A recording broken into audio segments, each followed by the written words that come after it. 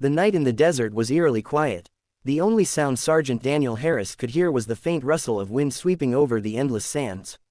8 months into his deployment, the days had blurred together: patrol, guard duty, meals from a tin, and then more patrol. For Daniel, the hardest part wasn't the heat or the long hours, it was the silence. He had no wife waiting for him, no children sending drawings, and his parents had passed away years ago. That evening, as he helped sort mail for the squad, a small envelope caught his eye. The handwriting was clumsy but neat, the kind only a child could manage. It read, "To a brave soldier," and inside was a short note. "Dear soldier, my name is Emily. I'm 8 years old. My teacher told us about you and how brave you are. I hope you're not lonely. I drew a smiling sun for you so you can remember it's always shining, even when you can't see it.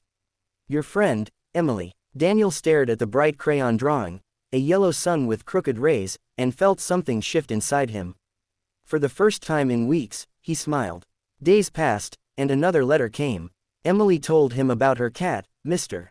Whiskers, and how he had knocked over a vase. The next week, she sent a Christmas card with glitter glued on the edges. Over the months, these small envelopes became the highlight of Daniel's routine. He started writing back, telling her stories about life at the camp, the sandstorms, the rare nights with clear skies, and the funny moments when soldiers tried to cook pancakes on a metal plate in the sun.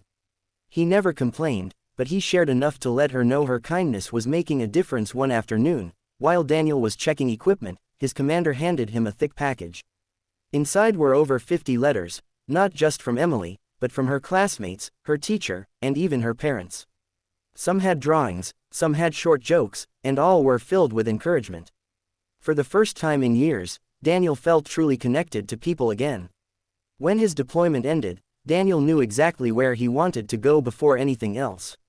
He didn't head to his empty apartment in Ohio, he drove straight to Emily's small town. The school bell had just rung when he arrived. Children spilled out into the yard, laughing and shouting, but one little girl froze the moment she saw him. Emily's eyes widened, and then she ran full speed across the playground. Without hesitation, she threw her arms around him. "You're real," she laughed, her voice muffled against his uniform. Daniel knelt down, hugging her tightly. "You saved me more than you'll ever know," he whispered. From that day on, Daniel became part of Emily's life. He attended her birthdays, helped her with school projects, and never forgot to send a letter whenever he traveled. Emily's family welcomed him like one of their own. It had started with a single letter from a little girl to a lonely soldier. But that simple act of kindness had built a friendship, and a family, that neither of them would ever lose. Because sometimes, the smallest kindness can fill the loneliest heart with hope.